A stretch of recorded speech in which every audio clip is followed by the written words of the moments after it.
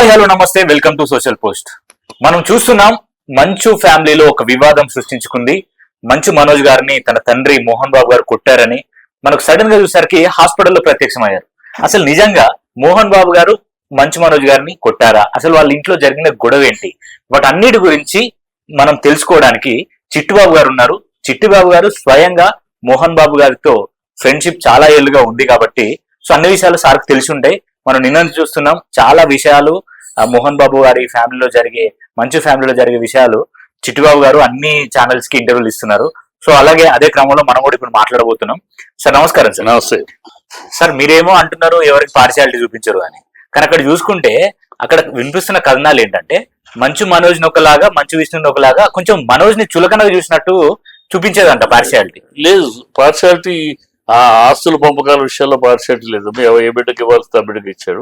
ఇక్కడ మనోజ్ మీద కోపము ఏంటంటే మనోజ్ ఒక నిలకడక ఒక పద్ధతిలో లైఫ్ ను లీడ్ చేయట్లేదు.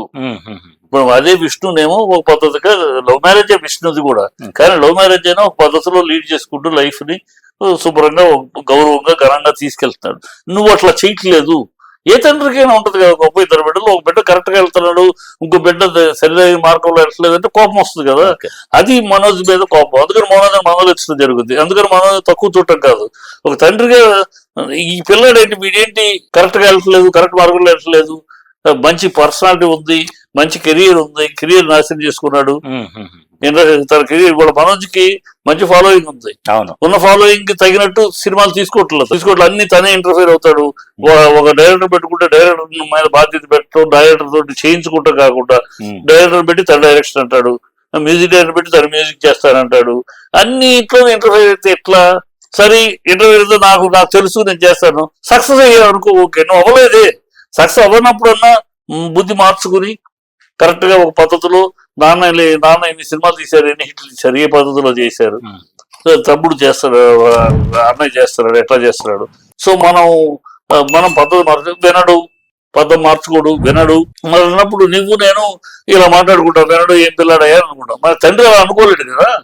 తండ్రికి నయానో భయానో కొట్టో తిట్టో మార్చుకోవాలని ప్రయత్నిస్తాడు కదా.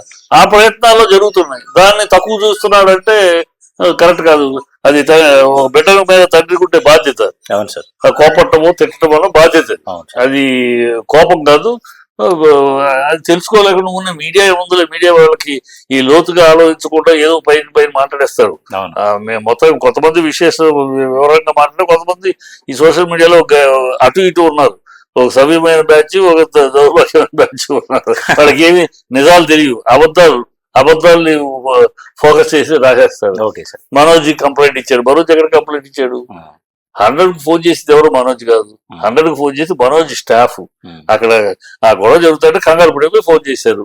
మీడియాలో అందరూ మనోజ్ మాట్లాడారని చెప్తున్నారు కదా. అదే మీడియా తప్పు అంటున్నాను. కనుక్కోకుండా అన్నారు ఇదిగో పులి అదతో ఒక అన్నట్టు తప్పితే మనోజ్ ఫోన్ చేశారు, అక్కడే వచ్చారు, గొడవ జరుగుతుంది. ఆ స్టాఫ్ మనోజ్ యొక్క పర్సనల్ స్టాఫ్ ఉన్నారు. ఆ పర్సనల్ స్టాఫ్ ఫోన్ చేశారు గబుకరి. 100 ఫోన్ చేసి సెక్యూరిటీ పంపించారు. అంటే ఇప్పుడు తండ్రి అయినా సరే మరి అంత విరోచితంగా దాడి చేయాల్సిన అవసరం ఏముంది? అంటే హాస్పిటల్కి పోయి పోలీసులకు ఫోన్ చేసి విరోచితం అని నువ్వు ఇస్తున్నావు అన్నమాట. ఇట్లా విరోచితం కాదు అది. ఇప్పుడు నా కొడుకు తప్పు చేశాడు అనుకోమ్మా, నా కొడుకు 25 ఏళ్ళు తప్పు చేశాడు అనుకో, చెంప అని వాయిస్తాను. అది విరోచితం ఎందుకు అవుతుంది? తప్పు చేశాడంటే వాడు నా కొడుకే. తప్పు చేసినా నా కొడుకు కనుక తప్పు చేస్తే సరే నాన్న బయట వాళ్ళకి బయట వాళ్ళకి తప్పు చేస్తే తప్పు అని చెప్పేవాడిని నా కొడుకు తప్పు చేస్తే తప్పు అని చెప్పకుండా ఊరుకుంటామా? కొడతావు, చెప్పాలి. తండ్రి బిడ్డను కనుక బిడ్డను కొడతాం, తిడతాం. దాన్ని విరోచితముగా అడ్డాలప్పుడు బిడ్డ కాదు కానీ గడ్డాలప్పుడు బిడ్డలు కాదు అన్నట్టు వీళ్ళు గడ్డాల మెసాలు వచ్చినాయి కనుక వాడు తప్పు చేస్తే చూస్తూ కూర్చుంటాం కాదు కదా. That means I'm failing my responsibility as a parent. అలా చేస్తే ఏ తండ్రి అయినా తన బాధ్యతను విస్మరిస్తున్నట్టు. నయానో భయానో మాటకు వింటే మాట, లేదంటే కొట్టైనా వినిపించుకోవాలి, దారికి తెచ్చుకోవాలని తపన. ఇది ఆ బిడ్డను రాంగ్ రూట్ వెళ్తాడు, తప్పుదారిలో వెళ్ళి నష్టపోతున్నాడు కనుక వాడిని మళ్ళీ కరెక్ట్ దారిలోకి తెచ్చుకుంటే వాడు బాగుపడతాడు. వాడు మంచి పర్సనాలిటీ ఉంది, మంచి ఫాలోయింగ్ ఉంది, ఈ ఫాలోయింగ్ ని వాడు స్టార్డప్ తెచ్చుకోవాలి అని తపన ఉంటది కదా ఈ తండ్రికి. ఆ తపనలో జరిగేది.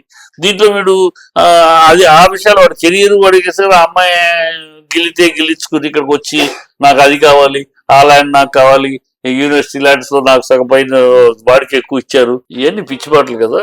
అంటే మోహన్ బాబు తండ్రి అనే సంగతి మంచు మనోజ్ తెలుసు కదా, తెలుసు. తెలిసిన తర్వాత కూడా తండ్రి కొట్టినందుకు మీడియా ముందుకు వచ్చి అందు అదే చేస్తా అనడం అనేది ఎంతవరకు correct? అందుకే బుద్ధి తక్కువ పని మనోజ్కి చెప్తా. బుద్ధి మనిషి కడుపుకు అన్నం తింటున్నాడు మనోజ్, ఏం తింటున్నాడు? బుద్ధి జ్ఞానం ఉందా?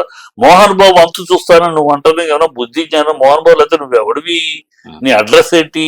మోహన్ బాబు కొడుకు నీ అడ్రస్, లేకపోతే నీ అడ్రస్ లేదు. నీలాంటి వాళ్ళు 100 మంది కృష్ణానగర్ లో ఉన్నారు, నీలాంటి పర్సనాలిటీ ఉండి 100 మంది ఉన్నారు కృష్ణానగర్ లో, ఒక ఛాన్స్ అని. నువ్వు మోహన్ బాబు కొడుకు అవ్వబట్టి నీకు ఒక రికగ్నిషన్, ఒక స్టేటస్ ఉంది. అది మర్చిపోయి మోహన్ బాబు అంతా చూస్తారంటే మోహన్ బాబు అంతా బుద్ధిన్న మాటేనా? ఏ కొడుకైనా అనేవాడు దారి తప్పిన కొడుకు మాట్లాడే మాట. బైబిల్లో ఉంటది దారి తప్పిన కొడుకు, దారి తప్పిన కొడుకు మాట్లాడే మాటలు. అలాంటి వాళ్ళు ఉంటది. మీడియా దాన్ని ఏదో పెద్ద ఇష్యూ చేస్తుంది కానీ ఇది రొటీన్. ఇళ్లలో, అనేక ఇళ్లలో, సంపద ఏర్పడిచిన ఇళ్లలో ప్రతి ఇంట్లోనూ ఒక బిడ్డ ఉంటే వేరు, 3 బిడ్డ సంతానం, 3 4 సంతానం ఉంటే సంపద ఉన్న ఏ కుటుంబంలో అయినా ఇలాంటి గొడవలు వస్తూ ఉంటాయి. పొలం నాకు ఇచ్చిన పొలం మాగాడి పొలం ఇచ్చారు, ఆ పొలానికి నీళ్లు లేని పొలం నాకు ఇచ్చారు, నాకు 5 ఎకరాలు ఉండే లాభం, నీళ్లు రావు. అక్కడ 2 ఎకరాలు ఉన్నవాడికి మంచి నీళ్లు వచ్చే ఎకరం. ఇలా గొడవలు పడిన వాళ్ళు ఉన్నారు కదా.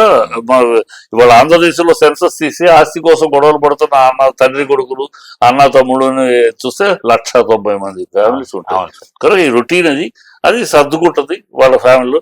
ఈ లోపల వీడు చేసిన తప్పు వల్ల మీడియాకి రావటం, మీడియాకి మనం చేయటం చాలా తప్పు. తన కుటుంబాన్ని తన బదాన్ని పెడుతున్నాడు. తండ్రి నీకు గొడవ ఉంటే తండ్రి కొడితే నువ్వు మాట్లాడు, తండ్రి పోటాడు, ఎట్లా నేను అడిగిందో తప్పే ఉందని పోటాడు.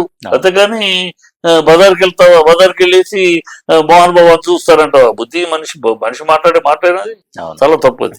Okay sir, thank you sir, thank you so much. So ఇది ఇవాళ మనం మంచు ఫ్యామిలీలో జరిగిన వివాదం గురించి చిట్టుబాబు గారితో మాట్లాడి తెలుసుకున్న విషయాలు. సో మీ ఒపీనియన్స్ ఏంటో కింద కామెంట్ చేయండి, అండ్ వీడియో నచ్చితే లైక్ చేయండి, షేర్ చేయండి. మరొక వీడియోతో మళ్ళీ మీ ముందుకు వస్తాం. అంతవరకు చూస్తూనే ఉండండి social post. Thank you, bye bye.